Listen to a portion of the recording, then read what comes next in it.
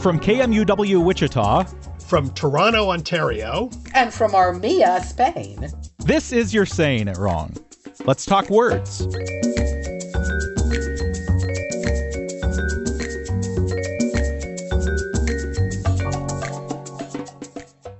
Hey guys, a lot to get to today. Before we get started, I want to thank a couple of people for leaving some wonderful reviews for us on the Apple Podcasts app. Thank you, Timothy J. Castle, who said, "This is my Saturday morning tradition. It's a great break from the news, and there are always several words that I didn't know how to spell or that always give me trouble in terms of meaning and or pronunciation." Thanks, Timothy. It sounds like Timothy is learning a lot from the show. And yeah, providing some kind of little break from the punishing news every day is yes, definitely certainly valuable. Also, thanks to Kara Girl, I think Kara, Kara -girl, says this is a break from the world. So we've got a little theme going here. I love listening to the gang to laugh and learn. It's not only fun and informative, but a much needed break from the stress of daily life. I look forward anxiously to the new episode every week. Keep up the great work. Thank you to Kara Girl as well. We appreciate that. And obviously, yeah, a theme developing there. We are glad to provide some kind of respite from what is happening all over the world every day. It's hard to get through. And if you can laugh a little bit while you're learning, then we're happy. We're very happy. So speaking of listeners, we also got a listener email regarding what we talked about last week a little bit with the Saints, not the New Orleans Saints, as far as I know. Yes, it was Kelly from Nebraska said, and this was interesting. She said, "I thought of a saint lurking, hidden in English that you did not mention when you listed Benedictine, Saint Bernard, Saint Elmo's Fire, and Saint Vitus's Dance. This one is buried a little more deeply. Most of the word saint has eroded away, leaving only its final phoneme behind. I'm talking about tawdry, which comes from Saint Audrey." I had no idea. We forgot. It didn't occur to us. This was interesting, though. I thought we had actually done something on it. Because here's the weird thing. We must not have done it on the show. And I'm not defending us because we clearly missed it. But we got the email and I immediately said, "Oh, St. Audrey's Lace" to myself, as did Kathy. Yeah. And we did not mention it. So therefore, we're in a weird way, we're doubly wrong. We may have known it and we didn't remember it, which is terrible. So it's tawdry. No, it's not. So I have to say thank you to Kelly for letting us know. And she's right. Tawdry stands for St. Audrey's Lace.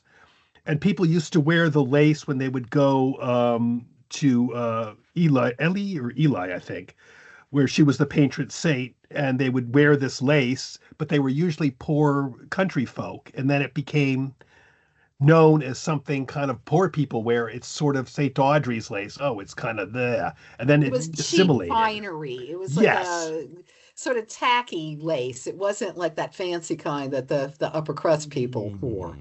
Mm-hmm. And then it turned into sort of what it is now, which is, I mean, I guess not exactly trashy, but kind of in a risque way. Yeah. Now, yeah. But back then it was just more just not of the high class. Yeah. Interesting. But the one horrible thing, which we looked up, actually, I didn't know that neither of us knew this, was that St. Audrey apparently was very stylish when she was young. And apparently she died of a throat tumor. And the chronicler Bede said that was because God was mad at her for being stylish when she was young. Goodness gracious, Bede. I know. Come on. I know. That's not very venerable. That's just mean.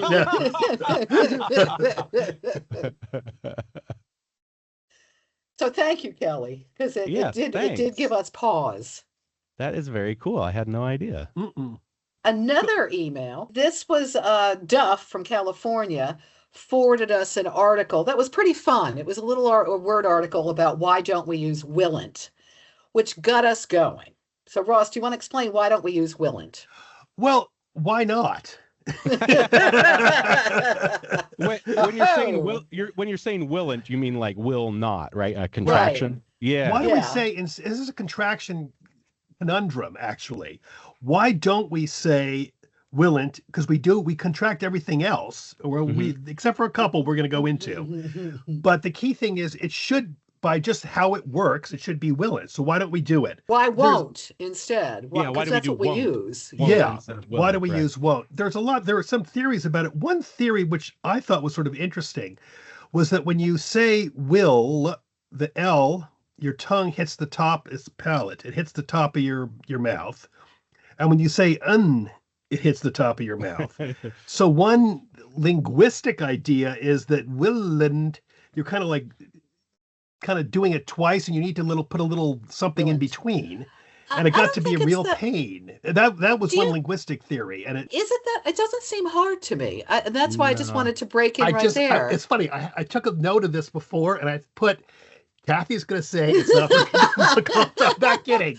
I I kid apologize, you but not. it I kid you is. not. Oh God! That But say it, willant. I don't have any problem. That is Willant. one. Willant. That is one theory. That is Mhm. only one theory. I think it might have a little bit of truth to it. Willant, willant. The other one is, which goes on to that, is that in effect the L, which it may not be as difficult to pronounce, but the L basically disappears. Like say willant like 10 times. Willant. And it does get a little bit, the L gets kind of like kluggy in there. It's hard to say, I think. I think that works. I willn't go to the game with you. I wouldn't I go. I wouldn't. wouldn't go. Wouldn't I go. wouldn't Wouldn't go. go.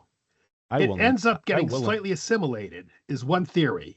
Kathy, you want to go into your favorite theories? Okay, one of my favorite is it's not a pronunciation issue, which, as I already cut you off and had to explain, I have no issue with, Mhm. is that won't comes from won't, WONNOT. It was shortened from that, which was formed from wall, WOL, which was a variant form of will and not. So you had walnut became won't But- became won't. But Kathy, not to interject with you now, but it's the Mhm. same thing. You're dropping the L. I Right, think the but key thing, but and will and wool both are the same. The vowel preceding the L is there either way. The key thing really is the L is dropped. So if you're saying Mhm. wool not, it was wool or will. The key aspect here, I think, is that the L disappears. I see I what think you're it does saying. explain the O. It does explain the O in not with. That's Right, true. But right. I think it does kind of go backwards to say the L in both cases drops out. And Okay, I I'll think give you that. Thank you. And a lot of linguists are happy too. So- I salute them. But we've also got your favorite, Kathy, Amont. Yes, we're getting to all these because amont I still think should be used, and to my mind, there's no reason that amont is hard to say, is there? Not really. I amont. Yeah, I'm I not. amont. I amont. Well, it's still used, and I was looking at a couple of things earlier. It's still used in a lot of times in Ireland and Scotland, and it's completely acceptable. And I was reading on people saying they grew up with saying amont, and then they came out into the real world outside of, not the real world, the non-Scottish world. So we have a lot of Scots relatives, so I'm going to quickly, quickly and answer that. But they came out into the non-Scottish or Scots or Irish world, and they heard aren't, and they switched over.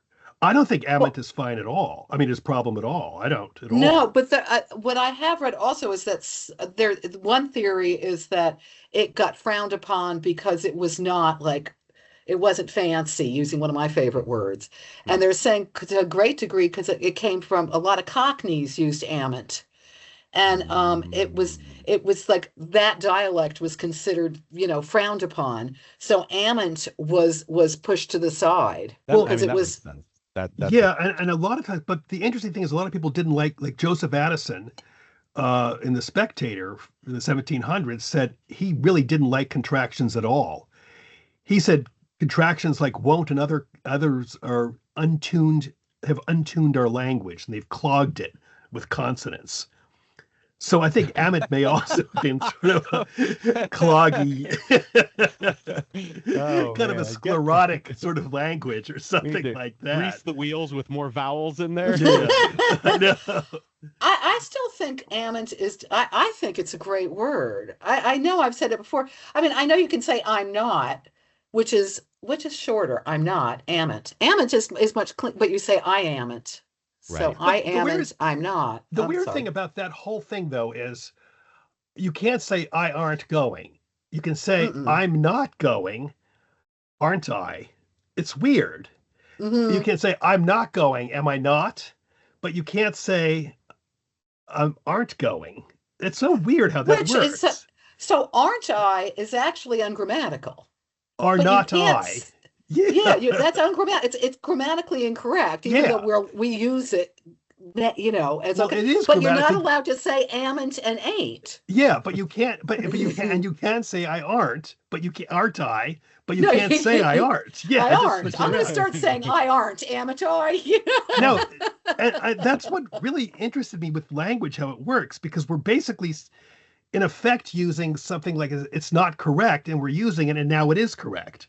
Funny. And Mhm. people are basically violating their own, people who are really strict prescriptivists who say this is how it should be, are basically now violating the basic rule, aren't they? Ain't Aren't Aren't they? though, I talking Ross. about this? But that's okay because ain't was originally acceptable. Mhm. Yeah, For example, I mean, it was until the mid 1700s, right? Something hmm, like that. yeah. Ain't was fine. And then it started becoming banned. Again, we go back to the register, if you will. Mm. The quality of people decided Mhm. that like ain't was lower class and aren't I, which is incorrect, was fine. Yeah, ain't actually, I mean, someone said here, which I thought was really interesting. Ain't is a really good multitasker. I like that word. Hmm. And the person used the example, I ain't no tractor, which means I am not a tractor. I don't know why they chose tractor, but we'll leave it that. I ain't got no tractor. I haven't got any Uh-huh. tractor. I mean, so it can be used both ways. That is, ain't no tractor here. There isn't a tractor here. It fills all of those usages, and the interesting thing to me and to Kathy is that it's instantly understandable. Hmm. You know? Yeah. Yeah. It's very useful. Yeah. Uh, I I mean, I grew up, frowning upon it, uh, Hmm. as you do. But I've come to realize that it's very useful in certain ways. It's not the sort of thing probably that you're going to say in uh, a formal address or something like that. mm-mm. But when you're Hmm. speaking very casually and you want to get a certain idea across, it can be really useful. Hmm. It can. I know. I don't use it. I was drummed out of just as you. Yeah. I was drummed out of me as a kid. I mean, I remember as a kid. Do you remember that, Kath? Mom basically, you were bad if you used ain't. Oh yeah. I Oh mean, that was yeah. you do not use ain't ever. It's It's bad people funny. use it or something. I don't know. I do use it, but I use it for comical. You know what I mean? I ain't, Yeah, I would do the same thing. Yeah, but that's a very different thing. I mean, that's that like a wink, is. wink, ain't. It's Yeah, no, not. that's what I use. I don't use it as like I hate no tractor. Not that I would ever say That's what I was that. gonna say. I ain't no tractor either, Ross. No, you ain't a tractor. We ain't tractors. None of us. I also ain't got no tractor. Yeah. But that's what I No. mean. That's what I mean about how it's useful. I mean, you use it for effect. Mhm. Yeah. You don't. You're not just using it in your regular speech. Some people do, obviously. And as with you guys, it wasn't even drummed out of me. It was never allowed into me. But Yeah. you can use it for effect, and I'm sure the two of you do. I do. Oh Yes. yeah.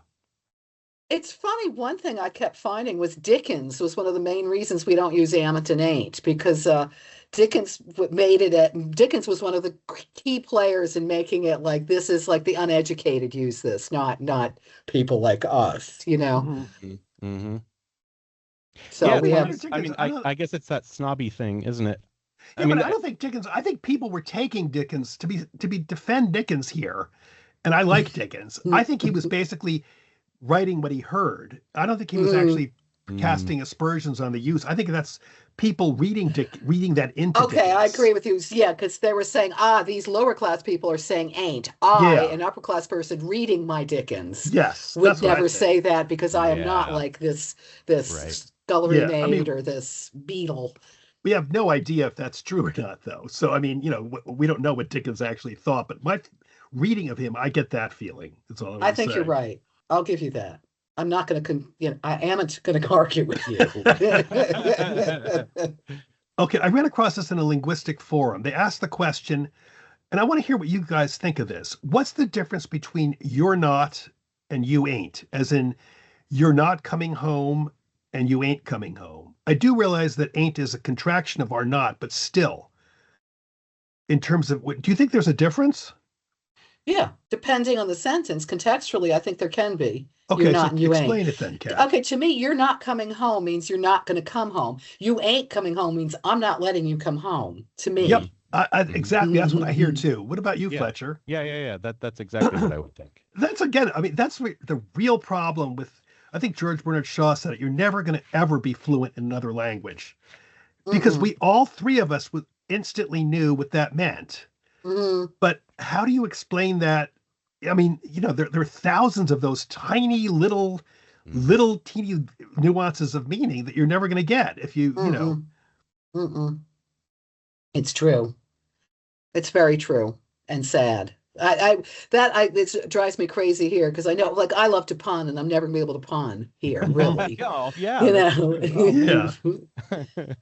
So all the expats have to listen to me pun. I have to get it out. You Yeah, I say know? it. I always constantly bring up. I was reading. To Kath and I've talked about it, and I bore everyone at length with it. But what the end of one of Agatha Christie's books ends with a pun, and I read the French translation of the book, and they completely missed the pun, and it really got me because it sort of Oh, made the whole ending really good. Remember that, Kath? I yeah. told you about it Hmm. with the Yes. yeah. Yeah, Anyway. I always think of that when I read a book that's been translated or when I watch a movie that has subtitles. Like, how much am I Hmm. missing, really? Hmm. And it's usually probably a lot. A lot, Yeah. yeah. I think so. I definitely think so. Because it gets me when sometimes we watch things with in Spanish with English subtitles. Oh no, vice versa. And the subtitle Spanish is missing like a Hmm. ton. Hmm. Or they're, again, we go back to nuance, et cetera, et cetera. There's a lot not there. So Yeah, what are you gonna which do? which really gets it because you're right. What are you gonna do? Like you're gonna read Anna Karenina, and I mean, I'm not gonna learn Russian, but you're never Yeah. gonna really understand the book in some ways. Well, Yeah. whatever. Yeah. Not one of my favorites anyway, so I didn't like it Maybe either. maybe it's They because had you the haven't movie read it in just. Russian, Kathy. Yeah, I that's know. it. Uh-oh. One more email, but we had to include it because it's a topic dear to our hearts. It's from our pal, New York Tim again. He's been Hi, busy Tim. lately. Yeah. And he wrote, because we did, both Ross and I reacted. He wrote, if pet peeves ever come back, I'd like to propose curate when it means edit. Oh It's no. Ross is like already Yeah. clenching his Oh, teeth. I am. I really am. He said, I just received an email with a newsletter that was curated by someone. I instantly deleted it. Before we go on, I have to confess something. Many years ago, we went to lunch with an editor who shall remain Oh, I nameless, remember and this. he Kathy's said, already, yeah. yeah, no, he said, as a curator of books. And Oh. I thought, no, here's my confession. I thought, what an interesting, unique way of saying editor. And I was impressed with it for Uh, about a week or two. And then I heard curating all over the place. So, In can fairness, we I don't think it was quite as widely used then. hmm, can we thanks, just yeah. Yeah, can we I describe appreciate that. What? can you describe what a curator traditionally actually does? Because this word is used for lots of different reasons all over the place these days, and I think maybe some people might not be familiar with the actual what a curator is or does. Well, it was you were in charge of, you managed a museum, an art gallery, exhibit or an exhibit of some sort. Um, it was from you. It came from what curate is the spiritual aspect, right, Yes. Ross? Which Oh, I don't quite exactly. understand that. Oh, because you're taking care of You're souls versus taking taking care. care. Yeah. Yeah, it's basically from a Latin word which basically means taking care of, etc. And especially medical usage would have been the key. Oh, Curare would be to cure. cure, to care, to cure for. Oh. And then it Oh. and then it extended on, and then curate, which is a, spiritual guardian. It moved into like parish priest, a Mhm. curate, overseer or guardian, and then from there it came into museums, Mhm. curators. Yeah, so it's not just somebody who like edits a show, but you're taking care of all of the pieces. Yeah, you're overseeing, you're in charge of this entire Yeah, collection, if you right, will. Yeah, right. and yeah, I have no problem with it for museums. Contra against my earlier statement, I think I'd punch the editor in the nose now and say, "Call yourself an editor." But he was. God's sakes. I know. Well, What do so you? now What it's do you? become. I mean, now it's. I mean, it means a lot of things now, but I think what people really want it to mean is like someone who is creating a special experience for you, right? Whether that's just giving you the newsletter with some links in it, or whether it's I don't know, making some more special experience. Yeah, I'm flailing a little bit there, but Like you curated this menu for you, Fletcher, that is yeah, based Yeah, but on that's what words we're we've seeing. I discussed. agree. We're Yeah. seeing that, right, and I don't like yeah. that.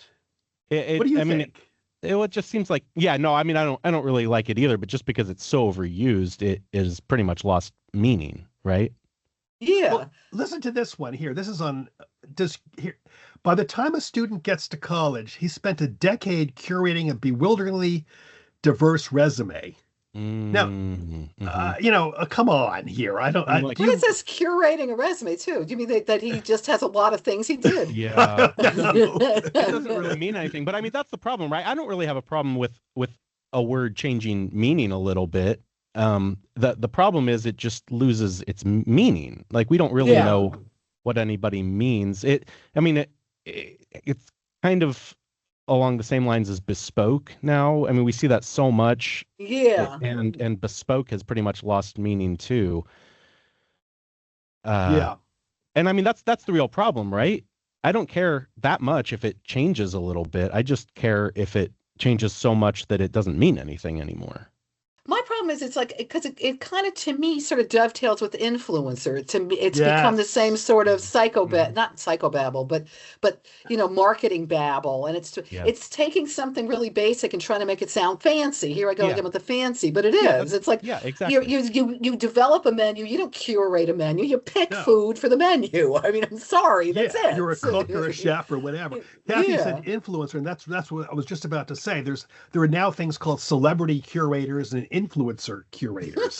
Mhm. And I God. mean, like they become tastemakers who curate their own lives, is what they said.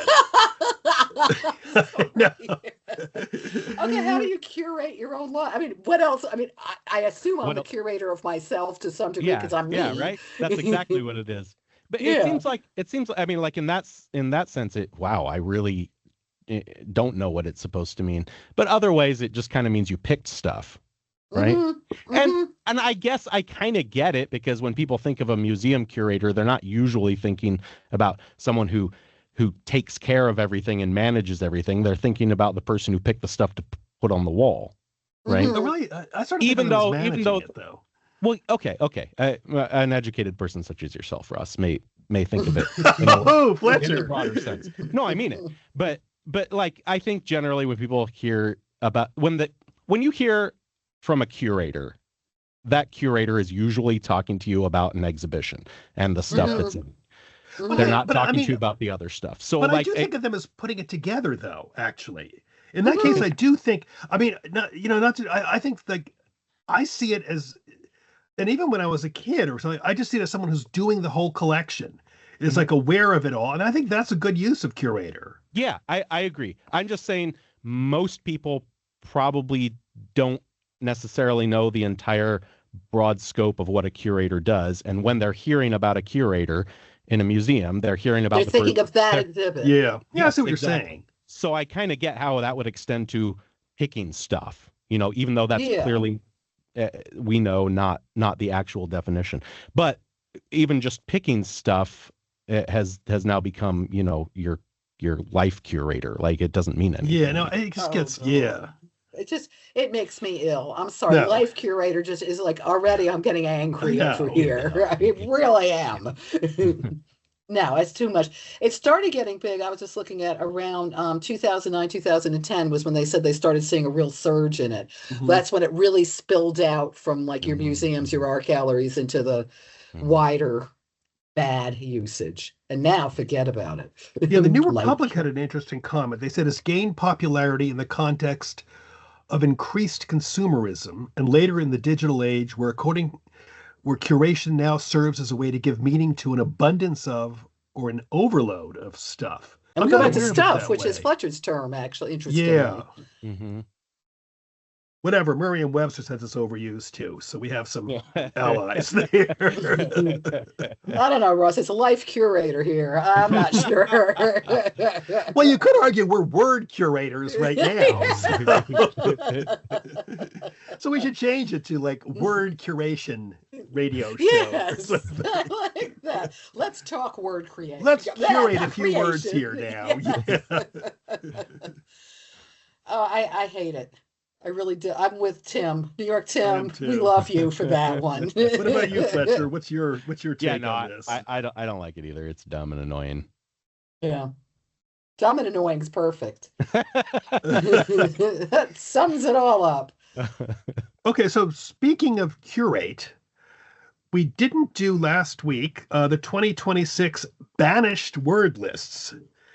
And I think we can all agree curate should probably be, let's say, partly banished. I think, do we agree on that? Yeah, we can keep it when we're talking about actual curators. Right. Exactly. Kathy, do you want to curate the next section here and explain it? I shall, Ross. Thank you. This is every year the last 5 years, the Lake Superior State University, and we've done them in the past, this is actually 5 decades. This is the 50th year, not the 5th year. And they put out every year for the 50 years, they've done the banished words list. It was started as a party idea, and it became a thing about words that they just think it's time. It's like they've run their course, and it's not necessarily the word itself, the usage of certain words. Yeah, I should that's say. a good say. Yeah. Yeah. Okay. So we have this year's, and these are words that are called from the public. People submit them. They don't just sit down like us and say curate. They ask the public, send in your suggestions, and then they pick the tops. So ready? Yep, let's see if we all agree or disagree. Okay, First the first one, 6-7. Oh, no, of course not. I mean, it's going to fade out. If it's not already, it's going to fade out very quickly on its own. That we should not banish that. I agree. Kath, you agree too? Well, people are already not using it, Yeah, although I yeah. did see an ad recently with Riz, and it reminded me of one of our past shows, and I thought, I haven't seen Riz in ages. Like, where'd It's that funny come you say from? that. I heard it the other day, and I had the same Really? reaction you did. I thought, that's weird. I thought it was over at this point. Well, it is. I'm The sure. only thing I did like about 6-7 is some commenter sent in to the SSU. It's time for 6-7 to be 86th, which I That's thought was cute. pretty good. Yeah. And if somehow people don't know what 6-7 is, it's just sort of frankly a nonsense phrase that kids yell now, and not even now. I said now. It's probably fading away. I'll have to ask my mother. She still teaches middle Oh, schoolers. that'd be interesting. Ask her. Yeah. Let us know next week, Fletcher. That'd be interesting. Yeah. I'm curious. Okay. Word number 2. This is another one that is already gone, as far as I'm concerned. Demure. Mm-hmm. Yeah. Also. Yeah. Yeah. Good. I agree. What about cooked? My brain I'm fine feels with cooked. I'm fine with cooked. I don't have a problem with cooked in. I mean, yeah, my brain is cooked. He's cooked. That means he's no longer going to be relevant in this context. I have the same feeling. I don't mind it at all. I like it, actually. I do like too. it. I think that it can be used with Fletcher's in the dark suddenly. It's like he's cooked. Oh, great. All our lights are going out. I'm glad we're running on a backup generator. Wow. That's Yeah, exciting. because We have suddenly you a got sort of vampire lighting. Yeah, well, we have a construction going on next door, and I would guess they did something they shouldn't have done. No, it looks really weird. I feel like we're in a movie now, and it's like like a dystopia beginning or something. Yeah, Okay, Ross? massive. Yeah, massive. Is They that say way overused? overused, often incorrectly. I Yeah, don't, I don't I don't, know. No, I think that's fine. I don't really hear that.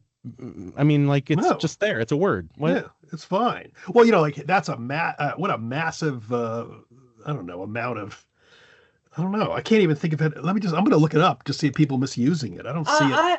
I don't, yeah. I mean, I know technically it means like huge and everything, but I use massive. Like you go, that was just like, I what a have massive surprise, Yeah, I had a I don't know. massive amount of homework yesterday. I don't, whatever. I think it's fine. No, I have no problem with that. No, nothing either. I agree. Okay, Okay, Ross? incentivize.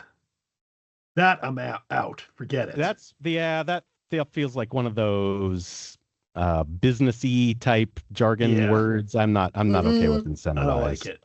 No, I'm with you. That can be banned. Yep. As for me, the next can be banned as well. Full stop.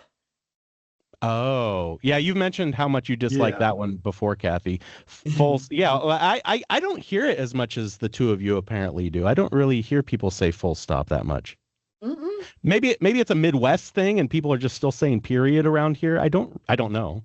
No, Yeah, I I hear hate it. I it. don't like it. I don't like it at all. Well, to I'm me, looking it that's up part of too. that fake British thing that a lot of people have. I think they think it sounds, again, I go back to my fancy thing, the problem I have with that sort of thing. And I think people think full stop sounds sort of like, Yeah, it's definitely British Commonwealth stuff. Yeah, full yeah, stop. I hate it. I detest it. Okay, perfect. What do you guys think of perfect? Okay, read the Hmm. comments on that, Ross, because that's Yeah, there are interesting. this one. It doesn't bother me. There are very few instances when the word actually applies. Often heard during customer service interactions. How do they know it's perfect? What does that mean? Hmm. I don't have a problem with it. Like you go kind of, I Yeah. like to, I'd like to order I mean, I've heard that even in restaurants. I like to order I don't know, the pasta, perfect. Mhm. And then they Perfect. put it down. Yeah. No Yeah, problems. no. This is a thing where the word is not meant to be taken literally, and people are No. having trouble with that, and that's Yeah. Yeah, whatever. I use it a lot, mispronounced, I might add, because Perfect. Yeah. I'd say So Fletcher, perfect. we'll see you tomorrow. Perfect. I mean, you just Hmm. say it like that. You're not. Yeah, I do it fairly often, I would guess. Mm. The next one I actually agree with. I don't care if it's a noun being used as a verb. We've talked about this before. Gift or gifted. I gifted him the blah de blah. And I know you guys don't have as much of a problem with it as I, because you both said it makes wait, there's a finger. Uh, I understand it, but I don't like it. the Okay. one thing I agree with you guys on this, but the one thing that does get me, I was thinking about this last night, and there's definitely a different. I gave Kathy a gift. I mean, I gave Kathy a computer. I gifted Kathy a computer. There's a slightly different meaning to me. One is I gave it to her, hey, Kath, here's my old computer. The other is I wrap it up and I gave it to her as a gift. I gifted her. I don't use the gifted at all, and it bothers me, but I'm beginning to think it's going to evolve into a different meaning where it does Hmm. actually have a, Validity. a validity. Mhm. Yeah, think of it. I No, is gifted, you there? instantly know it's a gift, a real gift. I gave it to her, I kind of, shoved it over, whatever. Yeah, like I said, I get it, Yeah. uh, but I really don't like it. I mean, I would rather use more words. I would rather say I gave Kathy a computer as a gift than I would Mhm. Yeah. than I would say I gifted Kathy a computer. I just don't like it. It feels gross to me. I agree Yeah, with I you, have the but same thing. It makes me feel I dirty. I agree, but I do think it's going to become. I'll bet you. Let's come back here on the show 50 years from now, and we'll hear it. Will be interesting. Yeah. The next one I don't even think about. My bad. They Oh say it doesn't gosh. convey much meaning in the way of an apology. Oh, my bad. I have no problem with my bad. But I don't use it, but Mm-mm. that's been around for like 30 years or something. Probably yeah. more. But Yeah, no, it doesn't bother my me. bad is fine. I don't even know who brought that one up. Yeah. No. The final one, I'm curious about you guys because I'm back and forth on this. The last one is reach out. And they say that it was first banished in 1994. So this is like obviously appeared many times on their list. And it said this saying has strayed from the positive message it once intended to deliver. What started as a phrase with emotional support overtones has now become absurdly overused. This is one for me where officially I hate it. Unofficially, I use it a lot. Yep. I hate it too, but Ross, I'm your sister. I mean, I'm on your side with this because recently I heard myself saying I should really reach out to so and so, and I was like, oh, good God! I actually heard you, Kathy. I think it was on Thursday. Say exactly that. Really? Yeah, no, yes. No, oh, God. I did. I didn't say anything, but I thought she said reach out too. I felt a lot better. I'm using it. She uses it. What about you, Fletcher? I think I probably do without thinking about it. I notice it probably. I get a lot of, marketing emails and emails from people trying to get me to review their movies and so on. So from marketers. And I see that a lot. So I think I see it a lot, and it's probably a little bit annoying to me, but I don't care that much. Whatever. Yeah. So on that note, let's reach out to our listeners. Or ask them to reach out to us. Yes, that's right. Let's do both. I am touching that one, guys. You're Saying It Wrong is part of the NPR network and is produced in the studios of KMUW in Wichita, Kansas by me, Fletcher Powell. Kathy Petrus records from her home in Armia, Spain, Ross Petrus from his home in Toronto, Ontario in Canada. Torrin Anderson composed our theme music, and our digital team is Beth Golay and Carly Cooper. You can find all of our past episodes by subscribing to the You're Saying It Wrong podcast wherever you get your podcasts, or by visiting us at kmuw.org. If you have a question for Kathy and Ross, if you'd like to suggest a topic, or you just want to reach out, you can email me at powell@kmuw.org or email them at kandrpetrus@gmail.com. You can also email us a voice memo of you asking your question. You might get your voice heard on air. If you'd like to do the same thing by downloading the KMUW app, you can do that and just click the Talk to Us button. You can find all of Kathy and Ross's books pretty much anywhere you get books, and a handful of them are also available on audiobook, read by the authors themselves. Thanks for joining us. We'll be back next week.